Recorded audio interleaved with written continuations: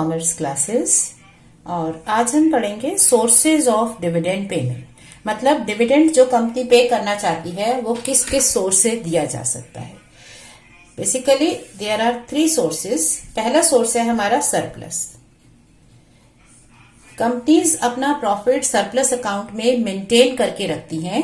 सो आपके पास surplus account का बैलेंस भी हो सकता है, ठीक है ना। और इसके अलावा आपके पास करेंट ईयर का प्रॉफिट जो आपने अर्न किया है वो भी सरप्लस में चला जाएगा, तो ये टोटल होगा। और अगर लॉस हो गया तो वो माइनस कर देंगे और नेट बैलेंस आ जाएगा, ठीक है। आप इसको यूज कर सकते हो। इसको यूज करने में कोई रिस्ट्रिक्शन नहीं है। You can use it and you can pay any amount of dividend, any rate of dividend, इसमें कोई रिस्ट्रिक्शन नहीं है। सेकेंड सोर्स है out of free reserves. That means out of your general reserve, reserve fund, ठीक है। तो जितने भी आपके पास फ्री रिजर्व्स हैं, मतलब जिनके अगेंस्ट कोई लाइबिलिटी या कोई एक्सपेंस और लॉस नहीं है, उन रिजर्व्स को आप यूज कर सकते हैं जो रेवेन्यू नेचर के होने चाहिए। तो आप जनरल रिजर्व यूज कर सकते हो, रिजर्व फंड यूज कर सकते हो, लेकिन आप कैपिटल रिजर्व नहीं यूज कर सकते। आप सिक्योरिटीज प्रीमियम नहीं यूज कर सकते। सो फ्री रिजर्व्स वो वाले लोग हैं जो रेवेन्यू नेचर के हैं और जिनके अगेंस्ट कोई लाइबिलिटी नहीं है।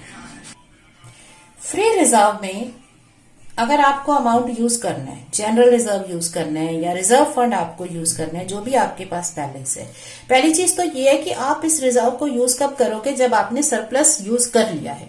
तो सरप्लस को यूज करने के बाद आप इस सेकेंड कैटेगरी में आते हो। सो इसमें से आप एक्चुअली अमाउंट विड्रॉ करते हो और फिर यूज करते हो। अब यहां पर आपके पास कंडीशंस है। तो अगर आपको रिजर्व्स को यूज करना है तो आपके पास कंडीशंस होंगी। अगर वो कंडीशंस मीट करोगे तभी आप इस रिजर्व को यूज कर सकते हो। कंडीशंस में एक कंडीशन है आपकी, number 1, condition on the rate, कि आप मैक्सिमम कितना रेट ऑफ डिविडेंड दे सकते हो। ओके, कंडीशंस अभी हम डिटेल में करेंगे, बट कंडीशन एक रेट की होगी। दूसरी कंडीशन क्या है कि अगर आपको रिजर्व्स में यूज करना है डिविडेंड बांटने के लिए, तो आपको अमाउंट विड्रॉ करना पड़ेगा, अमाउंट ऑफ विड्रॉल। तो आपको कितना अमाउंट विड्रॉल करना पड़ेगा, जितना आपको डिविडेंड के लिए चाहिए, ठीक है। यहां पर हमारे पास 2 सिनेरियो बन जाते हैं। नंबर 1 ये है कि आपके पास सरप्लस है लेकिन सफिशिएंट नहीं है, इसलिए आप फ्री रिजर्व में से अमाउंट विड्रॉ कर रहे हो। दूसरा केस क्या है कि आपका सरप्लस नेगेटिव में चला गया है और अब आपको सारा पैसा फ्री रिजर्व में से निकालना है। तो दोनों केसेस में अमाउंट ऑफ विड्रॉल थोड़ा सा अलग हो सकता है, ठीक है। वो किस तरह से चलेगा, आप पहले केस 1 देखो। केस 1 क्या है कि there is surplus balance. Surplus में जो फाइनल बैलेंस है, फाइनल मतलब ये वाला बैलेंस, ये बैलेंस अवेलेबल है but it is not sufficient. ये पूरा नहीं पड़ रहा कि आप अपना डिविडेंड पे कर सको। All right. सो इस केस में क्या होगा, आपको अमाउंट ऑफ विड्रॉल कितना लेना होगा। अमाउंट ऑफ विड्रॉल आपका हो जाएगा अमाउंट नीडेड फॉर डिविडेंड, जितना डिविडेंड के लिए अमाउंट जरूरत है। लाइक मान लो कंपनी की शेयर कैपिटल है सपोज 15 lakhs। ओके, अभी राइट नाउ मैं कंडीशंस पे नहीं जा रही हूं, अभी सिर्फ अमाउंट की बात कर रहे हैं कि अमाउंट ऑफ विड्रॉल कितना होगा जो हमें निकालना पड़ेगा। Suppose company wants to declare dividend of 10%। अब आप जरा सरप्लस की पोजीशन देखो। मान लो आपके पास बुक्स में सरप्लस है, से इसका ओपनिंग बैलेंस है 1 लाख। अब करंट ईयर में कुछ सिचुएशन खराब थी, आपका करंट ईयर में प्रॉफिट कम हुआ। सपोज आपका करंट ईयर में प्रॉफिट हुआ 20,000 का। ओके, सो 1,20,000 आपका टोटल बैलेंस अवेलेबल है। अब आपको डिविडेंड कितना देना है, 10% ऑफ द कैपिटल, जिसका मतलब हो गया 1,50,000। तो ये बैलेंस तो अवेलेबल है लेकिन ये सफिशिएंट नहीं है। आपको कितना और चाहिए, 30,000 और चाहिए। सो अमाउंट ऑफ विड्रॉल कितना हो जाएगा, 30,000 रुपीज। All right. अब सेकेंड केस क्या है कि आपके पास सरप्लस में बैलेंस ही नहीं है, देयर इज नेगेटिव सरप्लस, मतलब सरप्लस में लॉस आ गया, that is loss. As a final balance. Final balance में आपके पास लॉस है, तो उस केस में क्या करते हैं, यहां पर हमारा कंपनीज एक्ट का रूल क्या कहता है कि आप डिविडेंड तभी दे सकते हो जब आपने सरप्लस का balance, negative balance cancel out कर दिया हो। तो अब आपको अमाउंट रिजर्व में से निकालना पड़ेगा। पहले आप सरप्लस का जो लॉस है उसको कैंसिल करोगे और फिर बाकी का अमाउंट आप यूज करोगे डिविडेंड डिस्ट्रीब्यूशन के लिए। So let us take up one more case here. Suppose आपके पास सरप्लस का बैलेंस है, ओपनिंग बैलेंस है 1 लाख। करंट ईयर में आपको लॉस हो गया 95 का, तो बैलेंस कितना बचा 5000 का, लेकिन बैलेंस तो अभी भी बच रहा है ना। तो आप क्या करोगे, इसी सेम डिविडेंड को पे करने के लिए पहले आप 5000 यूज करोगे और बाकी आपका विड्रॉल कितना हो जाएगा, आपको रिजर्व में से निकालना पड़ेगा 1,45,000। अब एक और केस लेते हैं। सपोज आपका ओपनिंग बैलेंस है 1 लाख, लेकिन आपको करंट ईयर में लॉस हो गया 1,30,000 का। कितना, 1,30,000 का। तो अब फाइनल बैलेंस कितना बच रहा है, माइनस में 30,000 लॉस बच रहा है। सो नाउ यहां कंपनी एक्ट का रूल क्या कहता है कि जो अमाउंट ऑफ विड्रॉल है, we can give dividend out of reserve. Reserve में से डिविडेंड दे सकते हो डेफिनेटली, लेकिन पहले आपको इस लॉस को मेकअप करना पड़ेगा। मतलब आपको रिजर्व में से पैसा निकाल के इस सरप्लस के लॉस को कैंसिल करना पड़ेगा। तो पहले हम 30,000 निकालेंगे इसको कैंसिल करने के लिए, फिर हमें डिविडेंड का पूरा पैसा निकालना पड़ेगा, तो टोटल आ जाएगा 1,80,000। ठीक है। सो विड्रॉल कितना होता है, अगर हमारे पास रिजर्व सरप्लस में बैलेंस है, पूरा नहीं पड़ रहा, तो जितनी जरूरत है उतना निकाल लो। लेकिन अगर सरप्लस नेगेटिव में चला गया तो पहले इस लॉस को कैंसिल करेंगे और फिर हम डिविडेंड के लिए पैसा निकालेंगे। तो इस केस में विड्रॉल ज्यादा होगा। ऑलराइट, अब यहाँ पे आ जाते हैं condition as to rate. Rate of dividend क्या है, क्योंकि हमें रेट यहाँ पे विड्रॉल के लिए यूज करना है, तो रेट की कंडीशन क्या है कि it should not exceed, that is it should be within the average dividend rate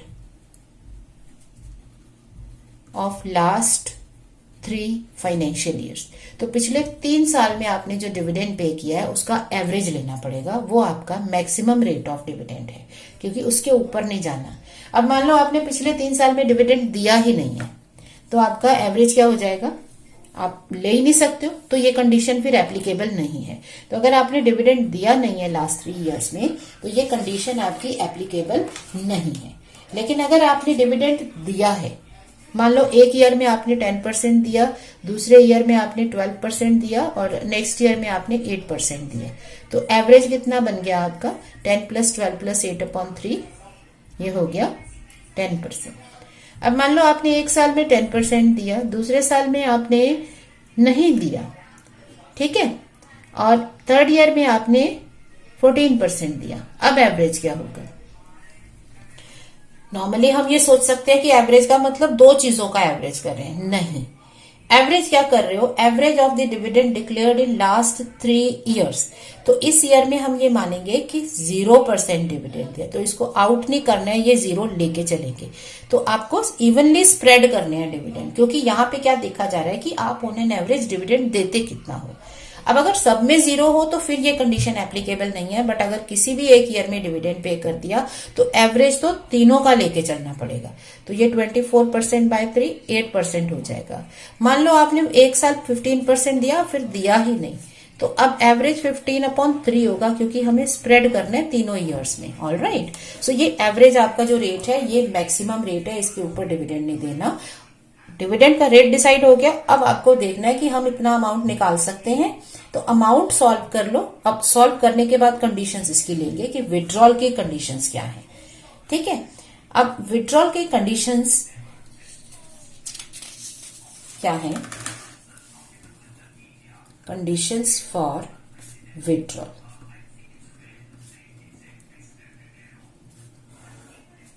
number 1, maximum rate of dividend, जो हमने क्या लिखा, average dividend given in last 3 years, but this condition is not applicable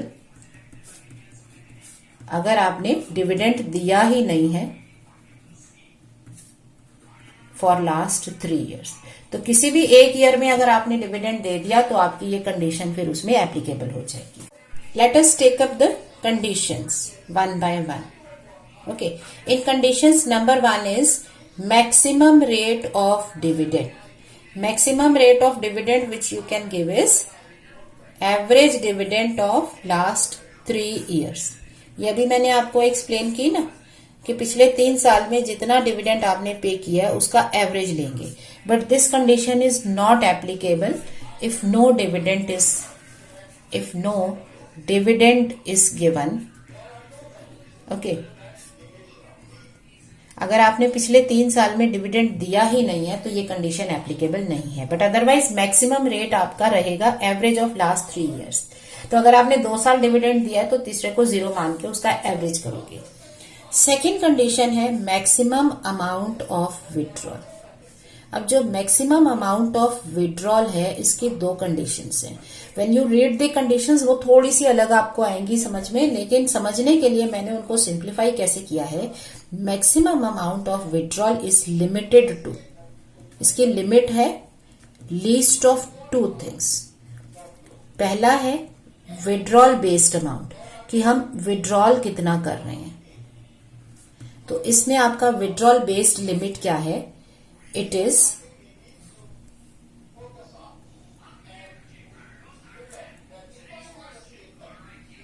10%,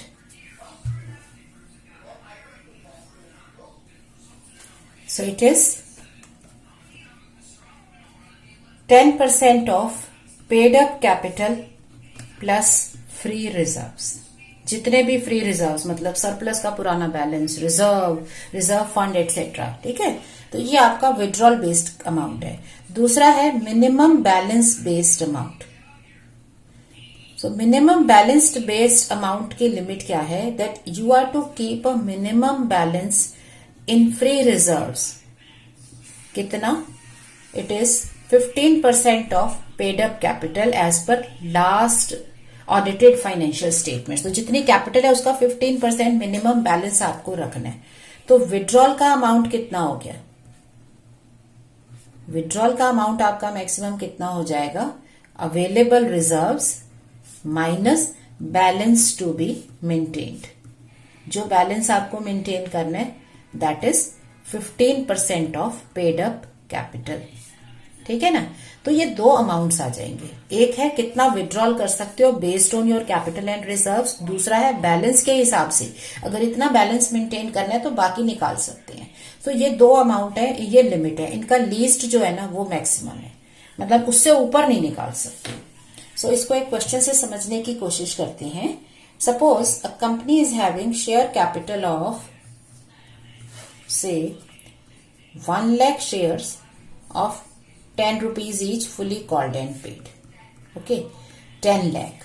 surplus का balance है इनके पास 1,50,000। General reserve है इनके पास 5 lakh। Okay, revaluation reserve है इनके पास 1 lakh। सिक्योरिटीज प्रीमियम है 50,000। अब करंट ईयर का लॉस हो गया इनको 1,80,000 का। सो क्वेश्चन कह रहा है कैन इट पे dividend at the rate of 11%, that is average of dividend of last 3 years. तो ये लास्ट 3 ईयर्स का एवरेज करके वही रेट पूछ रहे हैं। तो फर्स्ट कंडीशन तो इसमें रिडंडेंट हो गई, क्योंकि फर्स्ट तो कंडीशन में तो हमें रेट ही तो चेक करना होता है। तो वो क्या ही कि दे रहे हैं कि एवरेज ही दे दो। मान लो इसमें कहा जाता है कैन दे पे dividend at the rate of 15%, the average dividend rate is से 11%। देन यू कुड से कि क्योंकि 15% आपका ज्यादा है, एवरेज है 11, तो आप 11 से ऊपर नहीं दे सकते। सो मैक्सिमम रेट कितना हो जाएगा डिविडेंड का? 11%। बट यहां पर तो ये कह ही यही रहे हैं। अब आ जाते हैं अमाउंट ऑफ विड्रॉल्स पे। तो हमें अमाउंट ऑफ विड्रॉल पहले निकालना पड़ेगा। अब अमाउंट ऑफ विड्रॉल किस पे बेस्ड होता है कि हमारे पास प्रेजेंट सिचुएशन क्या है। अगर हमारा सरप्लस पॉजिटिव है बट सफिशिएंट नहीं है, तो जितनी जरूरत है उतना पैसा निकालेंगे। लेकिन अगर हमारा सरप्लस नेगेटिव बन जाता है तो फिर हमें उस लॉस को भी मीटअप करना पड़ेगा। अब देखिए डिविडेंड आपका कितना बन जाएगा, 11% का मतलब है डिविडेंड के लिए तो 1,10,000 चाहिए। अब बाकी बची बात सरप्लस की, तो आपके पास करंट ईयर में लॉस हो गया 1,80,000 का, तो इस लॉस को पहले आप इस सरप्लस के अगेंस्ट मीट करोगे तो 1,50,000 के अगेंस्ट मीट हो जाएगा। 30,000 का लॉस अभी भी बचेगा, ठीक है ना, तो वो 30,000 का लॉस अब आप जनरल रिजर्व से ले सकते हो। आप सिक्योरिटीज प्रीमियम नहीं यूज कर सकते, आप रिवैल्यूएशन रिजर्व नहीं यूज कर सकते क्योंकि ये आपके रेवेन्यू नेचर के नहीं है, और रिवैल्यूएशन रिजर्व भी फ्री रिजर्व नहीं है, ठीक है। तो अब आपको विड्रॉल क्या करना पड़ेगा, नंबर 1,80,000 के लॉस को, क्योंकि लॉस हुआ है तो पहले इसे मीट करो। 150 तो रिजर्व में से आपको 30,000 निकालने पड़ेंगे, तो अमाउंट ऑफ विड्रॉल में पहले 30,000 निकालोगे इस लॉस को कैंसिल करने के लिए, फिर आप 1,10,000 और निकालोगे किसके लिए, डिविडेंड को पे करने के लिए। तो टोटल अमाउंट आपको कितना निकालना पड़ जाएगा, 1,40,000 रुपीज। अब आप कंडीशंस चेक करो। So maximum withdrawal limit, it is least of number 1 10% of paid up capital plus free reserves। so आपके पास पेड अप कैपिटल कितनी है, 10 लाख, और फ्री रिजर्व्स में क्या क्या है, सरप्लस और जनरल रिजर्व है 6,50,000 का। सो ये आ गया 1,65,000। अवेलेबल रिजर्व इज कितना है तुम्हारे पास, 6,50,000, ठीक है ना, अवेलेबल रिजर्व एंड प्रॉफिट है। और 15% ऑफ पेड अप कैपिटल कितना हो जाएगा, 1,50,000। सो आपका बैलेंस कितना बचना चाहिए, 4 लाख का बैलेंस बचना। आपका विड्रॉल मैक्सिमम विड्रॉल कितना हो जाएगा, 4 लाख, क्योंकि बैलेंस आपको 1,50,000 मेंटेन करना है। सो अवेलेबल रिजर्व एंड प्रॉफिट जो 6,50,000 थे, इसमें से अगर आप पेड अप कैपिटल निकाल दो 15%, तो आपका 4 लाख बचता है जो आप यूज कर सकते हो, क्योंकि ये मिनिमम बैलेंस चाहिए। तो आपकी जो मैक्सिमम विड्रॉल लिमिट क्या आ गई, 1,65,000। सो आप मैक्सिमम 1,65,000 निकाल सकते हो, ठीक है ना। सो आपका विड्रॉल कितना है, 1,40,000। So since it is with in withdrawal limit, तो ये विड्रॉल लिमिट के अंदर है, so company can pay dividend. तो कंपनी पे कर सकती है dividend at the rate of 11% for the share holders, ठीक है। सो क्या हमने देखा, नंबर 1 रेट ऑफ डिविडेंड हमें देखना है कि वो एवरेज से ऊपर नहीं होना चाहिए लास्ट 3 इयर्स की। नंबर 2 विड्रॉल का अमाउंट है, एक विड्रॉल के बेस्ड है कि हम विड्रॉल कर कितना सकते हैं, वो है 10% of capital plus free reserve. जैसे यहां पे किया, कैपिटल प्लस फ्री रिजर्व का 10%, आप इतना विड्रॉल कर सकते हो। दूसरा है मिनिमम बैलेंस कितना रखना है, तो मिनिमम बैलेंस आपको रखना होता है 15% ऑफ पेड अप कैपिटल। तो जितने भी रिजर्व में उसमें से 15% का बैलेंस मेंटेन कर लें तो हम बाकी निकाल सकते हैं। सो आप कितना निकाल सकते हो, प्रेजेंट क्वेश्चन में आप 4 लाख तक निकाल सकते हो।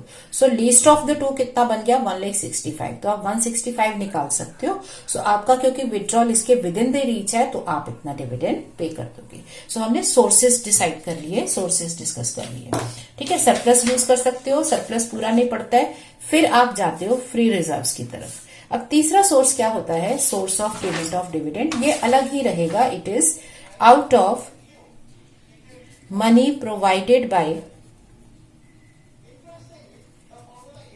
सेंट्रल गवर्नमेंट और state government in pursuance of a guarantee. कुछ कंपनीज में ऐसा हो जाता है जो गवर्नमेंट की कंपनीज है, उसमें जब आप शेयर्स या जब आप शेयर कैपिटल इशू की होती है तो गवर्नमेंट एक गारंटी देती है कि मिनिमम इतना डिविडेंड जरूर मिलेगा। तो उस गारंटी को पूरा करने के लिए गवर्नमेंट खुद पैसा कंपनी को प्रोवाइड करती है।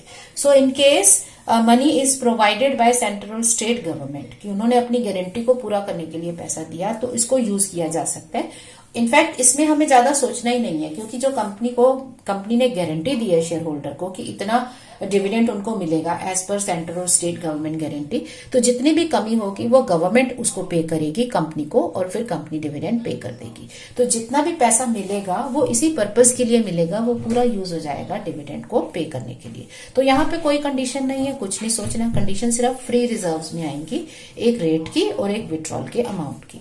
ठीक है, विड्रॉल का अमाउंट याद रखो कितना है, पहले लॉस को कवर करो फिर डिविडेंड पे करो। तो अगर लॉस ज्यादा हो चुका है तो पहले उस लॉस को कवर करेंगे और फिर डिविडेंड पे करेंगे। बट अगर पैसा बचता है तो फिर आपको जितनी जरूरत है उतना निकाल लो। जैसे इस प्रेजेंट एग्जांपल में अगर कंपनी का यहाँ पर लॉस ना हुआ होता, मान लो यहाँ पे कंपनी का लॉस 1 लाख होता, तो आपके पास 50,000 बच जाता। तो आपको क्योंकि डिविडेंड देना है 1,10,000, ठीक है ना। अगर ये 180 की जगह लॉस सिर्फ 1 लाख होता तो यहाँ पे लॉस कैंसिल करने के बाद 50,000 बच जाता, तो इसको यूज कर सकते थे डिविडेंड पे करने के लिए। तो आपका विड्रॉल कितना बनता, सिर्फ 60,000 रुपीज का। तो आपको रिजर्व में से 60,000 निकालने पड़ते इसको डिविडेंड को देने के लिए, ठीक है ना। तो इस तरह से हम डिविडेंड की सोर्सेस को सॉल्व कर सकते हैं। तो जब आप सोर्स को डिसाइड कर लोगे तो आपको क्लैरिटी हो जाएगी कि डिविडेंड कितना देना है, किस किस जगह से देना है, तो हम एंट्रीज कर सकते हैं डिविडेंड की पेमेंट की। So next time we will be studying journal entries for dividend payment. So you can practice a few questions on calculation. आप अपने कुछ questions अपने बुक में से देख सकते हो, उनको प्रैक्टिस कर सकते हो, सॉल्व कर सकते हो। So stay learning, keep practicing and be happy. Thank you.